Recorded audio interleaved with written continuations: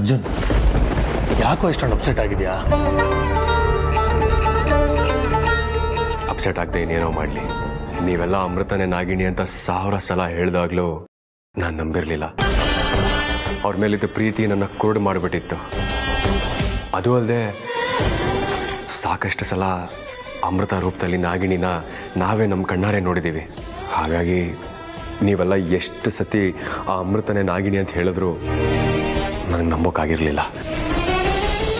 ಅರ್ಜುನ್, ನಿನ್ನ ಹಾಗೆ ನಾನು ಕೂಡ ನಂಬಿರಲಿಲ್ಲ. ಆದರೆ ಮೊನ್ನೆ ತಾನೇ ಅಮೃತನೇ ನಾಗಿಣಿ ಅಂತ ನನಗೂ ಗೊತ್ತಾಯಿತು. ನಾನು ನಿನಗೆ ಹೇಳಲಿಲ್ಲ. ಯಾಕೆ ಹೇಳು? ಹೇಳಿದ್ರು ನೀನು ನಂಬ್ತಿರ್ಲಿಲ್ಲ. ಬಟ್ಟೆ ಮೇಲೆ ಕೆಂಡ ಬಿದ್ದ ಮೇಲೆ ಬಟ್ಟೆ ಸುಡದೇ ಇರೋದಿಲ್ಲ. ಸತ್ಯ ಏನು ಅಂತೇಳಿ ಪ್ರಪಂಚಕ್ಕೆ ಗೊತ್ತಾಗದೇ ಇರೋದಿಲ್ಲ ಅನ್ನೋ ಮಾತಿನ ಪ್ರಕಾರ ಅವಳು ನಾಗಿಣಿ ಅನ್ನೋ ವಿಷಯ ಇವತ್ತಲ್ಲ ನಾಳೆ ನಿಮಗೆ ಗೊತ್ತಾಗುತ್ತೆ ಅಂತ ನಾವು ತಾಳ್ಮೆಯಿಂದ ಕಾಯ್ತಾ ಇದ್ವಿ.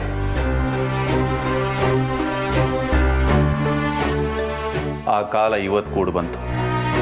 ನೀನು ನಿನ್ನ ಕಣ್ಣಾರೆ ಅವಳು ನಿಜವಾದ ನಾಗಿಣಿ ಅಂತ ನೋಡಿದ್ಯಲ್ಲ, ಈಗಲಾದ್ರೂ ನಂಬಿಕೆ ಬಂತ? ಕಣ್ಣಾರೆ ಕಂಡ ಮೇಲೂ ನಂಬದೇ ಇರುವಷ್ಟು ಫೂಲ್ ನಾನಲ್ಲ ಚಿಕ್ಕಪ್ಪ. ಈಗಲಾದ್ರೂ ನಿನಗೆ ಅಮೃತ ನಿಜ ರೂಪ ಗೊತ್ತಾಯ್ತಲ್ಲ, ಅದೇ ನನಗೆ ಸಮಾಧಾನ. ಬರೀ ಸಮಾಧಾನ ಅಷ್ಟೇ ಅಲ್ಲ ಅತ್ತೆಮ್ಮ, ಅದ್ರ ಜೊತೆಗೆ ಸಂತೋಷನೂ ಆಗ್ತಾ ಇದೆ. ಯಾಕೆ ಹೇಳಿ? ನಮ್ಮ ಮನೆಗೆ ಕವ್ದಿದ್ ನಾಗಿಣಿ ಅನ್ನೋ ಗ್ರಹಣ ಬಿಡ್ತಲ್ಲ ಅಂತ. ನನ್ನ ಪ್ರೀತಿಗೆ ದ್ರೋಹ, ನನ್ನ ವಿಶ್ವಾಸಕ್ಕೆ ದ್ರೋಹ, ನನ್ನ ನಂಬಿಕೆಗೆ ದ್ರೋಹ, ನಮ್ಮ ದಾಂಪತ್ಯಕ್ಕೆ ದ್ರೋಹ, ಇಷ್ಟೆಲ್ಲ ದ್ರೋಹ ಮಾಡಿದ ನಾಗಿಣಿ ನನ್ನ ಪಾಲಿಗೆ ಯಾವಾಗಲೂ ಸತ್ತೋದ್ಲು. ಅವಳ ನೆನಪುಗಳೆಲ್ಲ ಬೂದಿ ಆಗೋದ್ವು. ಒಂದು ವೇಳೆ ನಾನೇ ನಾಗಿಣಿ ಅಂತ ಬಂದು ನಿಂತಿದ್ದಿದ್ರು ಅಕ್ಸೆಪ್ಟ್ ಮಾಡಿಬಿಡ್ತಿದ್ದೇನೋ. ಆದರೆ ಏನೂ ತಪ್ಪು ಮಾಡದೇ ಇರೋ ಮಣಿ ಮೇಲೆ ಪ್ರಹಾರ ಮಾಡಿದ್ದು ನಾನು ತಡ್ಕೊಳಕ್ಕಾಗ್ತಾ ಇಲ್ಲ. ನಿಮಗೆ ಅಲ್ಲ, ನನಗೂ ಅದನ್ನ ಅರ್ಗಿಸ್ಕೊಳ್ಳೋದಕ್ಕೆ ಆಗ್ತಾ ಇಲ್ಲ ಅರ್ಜುನ್. ಆ ನಾಗಿಣಿಗೆ ನಾನೇನು ಅನ್ಯಾಯ ಮಾಡಿದ್ದೆ? ಎಲ್ಲ ಹಾವುಗಳಿಗೂ ಹಲ್ಲಲ್ಲಿ ವಿಷ ಇದ್ರೆ ಈ ನಾಗಿಣಿಗೆ ಮೈಯೆಲ್ಲ ವಿಷ. ಆ ಕಾರ್ಕೋಟಕ ವಿಷನ ಕಕ್ಕೋಕೆ ಒಂದು ಅವಕಾಶ ಬೇಕಿತ್ತೆ ಹೊರತು ಕಾರಣ ಅಲ್ಲ. ಅವಳ ದೃಷ್ಟಿಲಿ ಪಾಪಿಗಳು ನಿಷ್ಪಾಪಿಗಳು ಎಲ್ಲ ಒಂದೇ. ಇಲ್ಲ, ಇನ್ನು ಮುಂದೆ ಆ ಅಮೃತ ಅನ್ನೋ ನಾಗಿಣಿ ನನ್ನ ಪಾಲಕ್ಕೆ ಸತ್ತು ಹೋದ್ಲು. ಅವಳ ಮೇಲಿದ್ದ ಪ್ರೀತಿ, ನಂಬಿಕೆ, ಭಾವನೆಗಳು ಎಲ್ಲ ಸಮಾಧಿ ಆಗೋದ್ವು.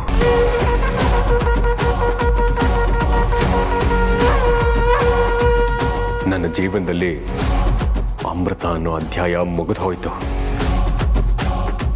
ಅಮೃತನ ಮರಿತೀನಿ. ಇಂಥವಳನ್ನ ಪ್ರೀತಿಸ್ತೆ ಅಂತ ನೆನೆಸ್ಕೊಂಡ್ರೇನೆ ನನಗೆ ಅಸಹ್ಯ ಆಗ್ತಾ ಇದೆ. ನಾಗಿಣಿ ಆಗಿದ್ರು ಸಹ ಅವಳಿಗೂ ಒಂದು ಜೀವ ಇರುತ್ತೆ. ಜೀವ ಇರೋ ಪ್ರತಿ ಪ್ರಾಣಿಗೂ ಪ್ರೀತಿ ಬೆಲೆ ಗೊತ್ತಿರುತ್ತೆ. ಪ್ರೀತಿಸೋರಿಗೆ ದ್ರೋಹ ಬಗೆಬಾರ್ದು ಅನ್ನೋ ಅರಿವಿರುತ್ತೆ. ಆದರೆ ಇಷ್ಟು ವರ್ಷ ನನ್ನ ಜೊತೆ ಸಂಸಾರ ಮಾಡಿದ ನಾಗಿಣಿಗೆ ಆ ಅರಿವಿರ್ಲಿಲ್ವಾ?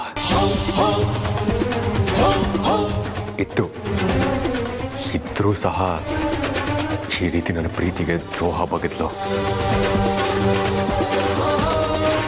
ಆ ನಾಗಿಣಿಯ ಪ್ರೀತಿಗೆ, ವಿಶ್ವಾಸಕ್ಕೆ, ಪ್ರೇಮಕ್ಕೆ ಬರೀ ಈ ಲೋಕದಲ್ಲ, ಬೇರೆ ಯಾವ ಲೋಕದಲ್ಲೂ ಬೆಲೆ ಇಲ್ಲ ಅನ್ಸುತ್ತೆ.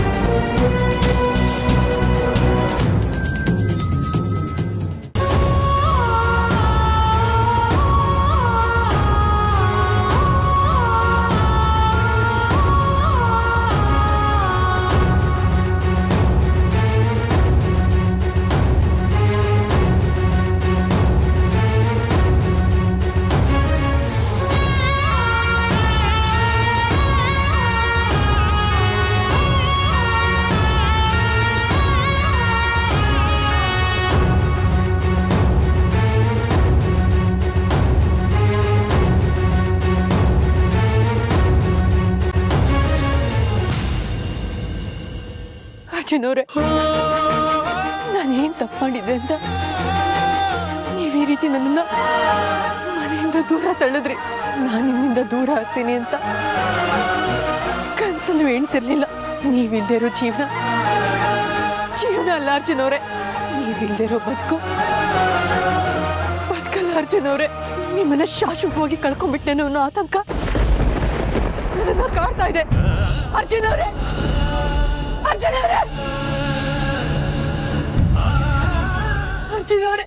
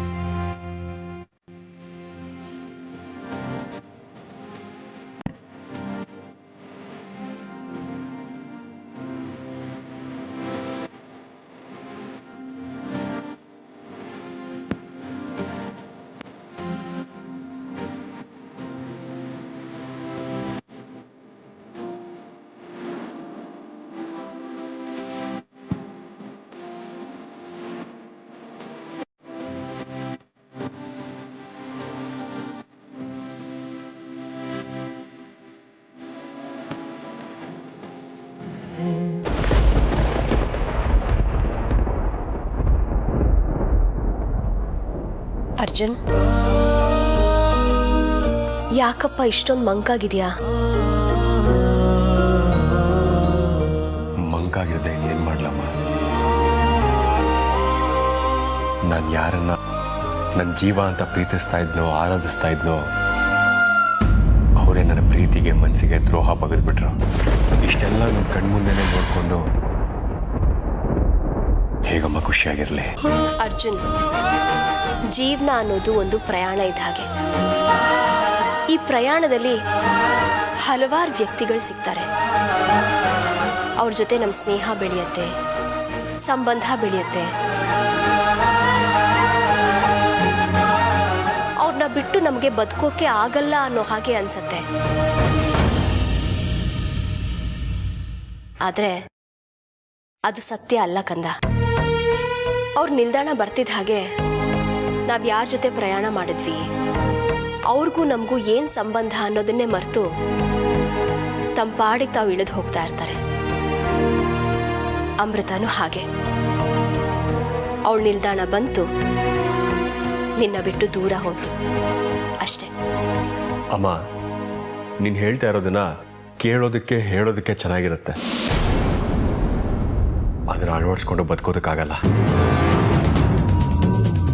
ಅರ್ಜುನ್, ನಿನ್ನ ಜೀವನದಲ್ಲಿ ನೀನು ಸಂತೋಷವಾಗಿರಬೇಕು ಅನ್ನೋದಾದರೆ ನಿಮ್ಮಮ್ಮ ಹೇಳಿದ್ದನ್ನು ಅಳವಡಿಸ್ಕೋಬೇಕು. ಅಷ್ಟು ಪ್ರಾಕ್ಟಿಕಲ್ ಆಗಿರೋದಕ್ಕಾಗ್ಲಿ ಬದುಕೋದಕ್ಕಾಗ್ಲಿ ನನ್ನ ಕೈಯಲ್ಲಿ ಸಾಧ್ಯ ಇಲ್ಲಪ್ಪ. ಹಾಗಂತ ಆ ನಾಗಿಣಿ ನೆನಪಲ್ಲಿ ಇನ್ನೂ ಎಷ್ಟು ದಿನ ಇರಬೇಕು ಅಂತಿದ್ಯಾ? ಅಲ್ವೋ, ನಿನ್ನ ಕಣ್ಣಲ್ಲೇ ನೋಡಿದೆ ತಾನೆ ಅವಳು ರೂಪ ಎಂಥದ್ದು ಅಂತ. ಅದೇ ನನಗೆ ಇರೀತಾ ಇರೋದು, ಅದೇ ನನ್ನ ಕೊಲ್ತಾ ಇರೋದು.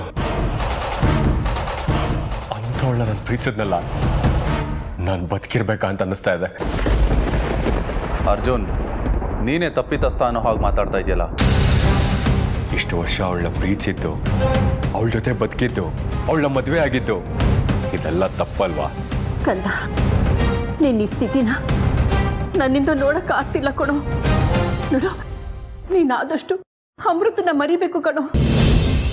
ಮರ್ತಾಯ್ತು ಅಜ್ಜಿ, ಎಲ್ಲ ಮರ್ತಾಯ್ತು. ಆ ಅಮೃತ ಯಾವಾಗ ನಾಗಿಣಿಯಾಗಿ ಪರಿವರ್ತನೆಗೊಂಡು ತನ್ನ ಉರಿ ನಾಲ್ಗೆನ ಹೊರಗೆ ಚಾಚದ್ಲೋ, ಆವಾಗಲೇ ಅವಳ ಮೇಲಿದ್ದ ಪ್ರೀತಿ, ನಂಬಿಕೆ ಎಲ್ಲ ಮಣ್ಪಾಲಾಗೋಯ್ತು. ಇನ್ನು ನನ್ನ ಜೀವನ ಅನ್ನೋ ಪುಸ್ತಕದಲ್ಲಿ ಅಮೃತ ಅನ್ನೋದು ಮುಗಿದೋದ ಅಧ್ಯಾಯ ಅಜ್ಜಿ. ಅಂದ್ರೆ ನೀವು ಅಮ್ಮ ಹೇಗೆ ಹೇಳ್ತೀರೋ ಹಾಗೆ ಕೇಳ್ತೀನಿ.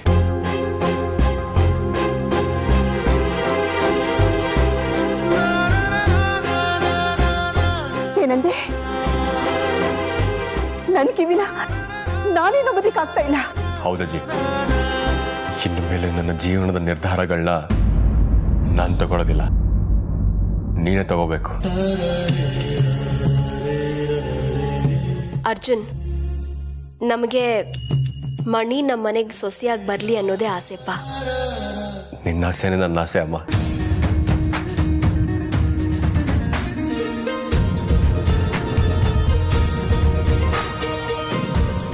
ಅಂದ್ರೆ ನೀನು ಮಣಿನ ಮದುವೆ ಆಗೋದಕ್ಕೆ ತಯಾರಿದ್ಯಾ? ಹೌದು ಹೌದು ಹೌದು. ನಾನು ಅಮೃತ ಅವ್ರನ್ನ ಮರಿಬೇಕಂದ್ರೆ ನನ್ನ ಜೀವನದಲ್ಲಿ ಇನ್ನೊಂದು ಹೆಣ್ಣು ಬರಲೇಬೇಕು. ನಾನು ಇನ್ನೊಂದು ಮದುವೆ ಆಗೋದಕ್ಕೆ ರೆಡಿ ಆಗಿದ್ದೀನಿ. ಮದುವೆಗೆ ತಯಾರು ಮಾಡ್ಕೊಳ್ಳಿ.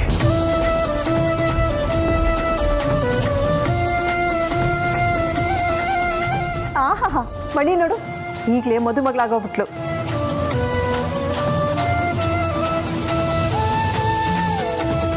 ನಾಚಿಕೆಯಿಂದ ಅವಳ ಕೆನ್ನೆನೇ ಕೆಂಪಾಗ್ಬಿಟ್ಟಿದೆ. ಹಾಗಾದ್ರೆ ಅರ್ಜುನ್ಗೂ ಮಣಿಗೂ ಬೇಗ ಮದುವೆ ಮಾಡಿ ಮುಗಿಸ್ಬಿಡ್ಬೋದು. ಹೌದು, ಹಾಗೆ ಆಗ್ಲಿ. ಶುಭಸ್ಯ ಶೀಘ್ರಂ. ಆದಷ್ಟು ಬೇಗ ಅದನ್ನ ಮಾಡಿ ಮುಗಿಸ್ಬಿಡೋಣ.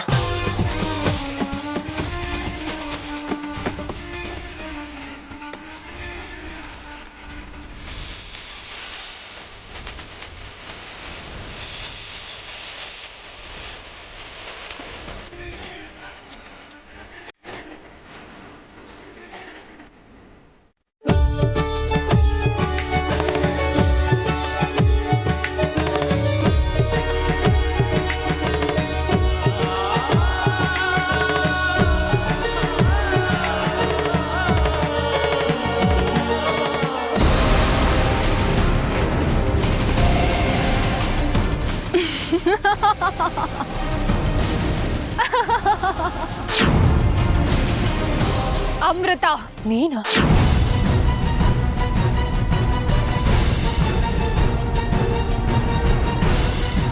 ಯಾಕೆ ದಿಗ್ಭ್ರಾಂತಿ ಆಗ್ತಾ ಇದ್ಯಾ? ನೀನು ಇನ್ನೂ ಬದುಕಿದ್ಯಾ? ನಿನ್ನಂತ ಸಾವಿರ ಅಲ್ಲ, ಲಕ್ಷ ವಾಸುಕಿ ವಂಶದ ನಾಗಗಳು ಬಂದು ನನ್ನ ಮೇಲೆ ಪ್ರಹಾರ ಮಾಡಿ ನನ್ನ ದೇಹಕ್ಕೆ ವಿಷ ಸೇರಿಸಿದ್ರು ನಾನ್ ಸಾಯೋದಿಲ್ಲ. ನೀವು ನನ್ನ ಸಂಸ್ಕಾರನೂ ಮಾಡೋದಕ್ಕಾಗೋದಿಲ್ಲ. ನೀನು ಹೇಗೆ ಬದುಕೋದಕ್ಕೆ ಸಾಧ್ಯ? ಅಸಾಧ್ಯನ ಸಾಧ್ಯ ಮಾಡೋದೆ ಈ ಊರ್ಮಿಳಾಳ ವಿಶೇಷತೆ. ವಿಶೇಷತೆಗಳು ನನ್ನ ವಿಷನ ಗೆಲ್ಲೋದಿಕ್ಕೆ ಸಾಧ್ಯ ಇಲ್ಲ. ನಾನು ನಿನ್ನ ಮೇಲೆ ಪ್ರಹಾರ ಮಾಡಿದ್ದೆ. ನನ್ನ ಕಾರ್ಕೋಟಕನ ಗೆಲ್ಲೋದಿಕ್ಕೆ ಆ ಕಾಳಿಂಗನಿಂದನೂ ಸಾಧ್ಯ ಇಲ್ಲ. ಕಾಳಿಂಗನಿಗೆ ಸಾಧ್ಯ ಇಲ್ಲ, ಆದ್ರೆ ತಕ್ಷಕನಿಗೆ ಸಾಧ್ಯ ಇದೆ ಅಲ್ವಾ?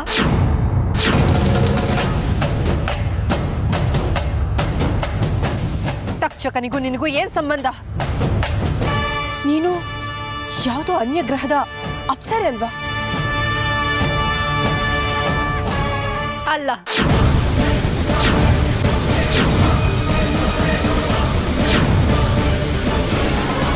ಮತ್ತೆ ನೀನ್ ಯಾರು? ನಿನ್ನ ಹಾಗೆ ನಾನು ಕೂಡ ನಾಗಿಣಿ.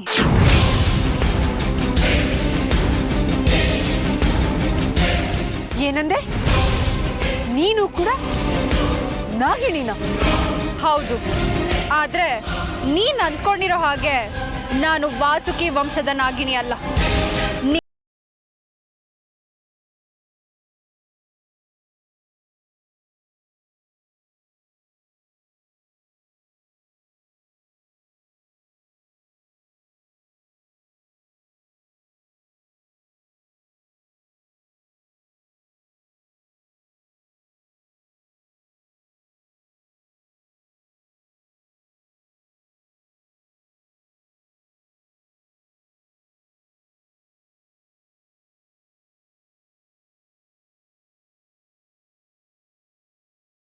ವಾಸುಕಿ ವಂಶದ ನಾಗಿಣಿ,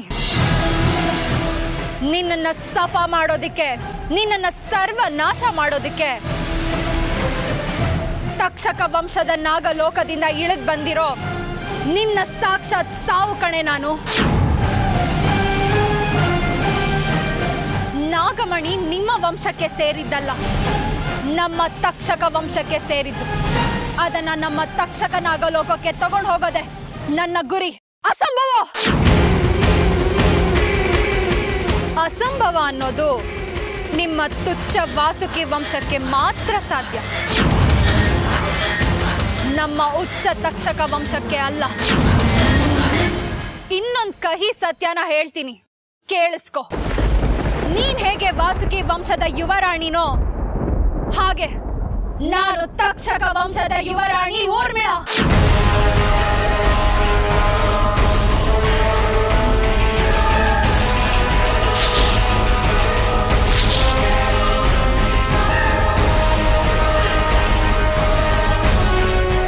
ವಾಸುಕಿ ವಂಶನ ಮೆಟ್ಟಿ ನಿಲ್ಲೋದು, ಅಟ್ಟಿ ನಡೆಯೋದು ನಮ್ಮ ತಕ್ಷಕ ವಂಶದ ಧ್ಯೇಯ. ಅದು ಎಂದೆಂದಿಗೂ ಸಾಧ್ಯ ಇಲ್ಲ. ಕನಸು ಕಾಣ್ಬೇಡ ಊರ್ಮಿಳಾ. ಶಕ್ತಿಲಿ ಯುಕ್ತಿಲಿ ನಿಮಗಿಂತ 10 ಪಾಲಲ್ಲ, 100 ಪಾಲು ನಾವೇ ಶ್ರೇಷ್ಠರು ಅನ್ನೋದನ್ನ ಮರಿಬೇಡ.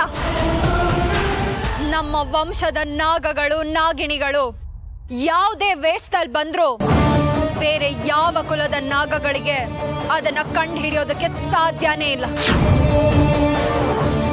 ನಮ್ಮ ವಂಶದಲ್ಲಿರೋ ಚಾಕಚಕ್ಯತೆ, ಯುದ್ಧ ತಂತ್ರಗಾರಿಕೆ ನಿಮ್ಮ ವಂಶಕ್ಕೆ ಈ ಜನ್ಮಕ್ಕಲ್ಲ, ಮತ್ತೆ ಯಾವ ಜನ್ಮಕ್ಕೂ ಬರೋದಿಲ್ಲ, ತಿಳ್ಕೊ. ನಾನು ಈ ಲೋಕಕ್ಕೆ ಬಂದಿದ್ದೆ ನಾಗಮಣಿಗೋಸ್ಕರ, ಅರ್ಜುನ್ಗೋಸ್ಕರ. ಇದನ್ನ ನೀನು ತಿಳ್ಕೊಳ್ಳೆ ಅಮೃತ. ನಿನ್ನನ್ನ ತನ್ನ ಪ್ರಾಣಕ್ಕಿಂತ ಹೆಚ್ಚಾಗಿ ಪ್ರೀತಿಸ್ತಿದ್ದ ಅರ್ಜುನ್ ನಿನ್ನಿಂದ ಹೇಗೆ ದೂರ ಮಾಡದೆ ನೋಡಿದ್ಯಾ? ಇನ್ನು ಅರ್ಜುನ್ ನಿನ್ನನ್ನ ಕನ್ಸಲ್ಲೂ ನೆನ್ಸ್ಕೊಳ್ಳೋದಿಲ್ಲ.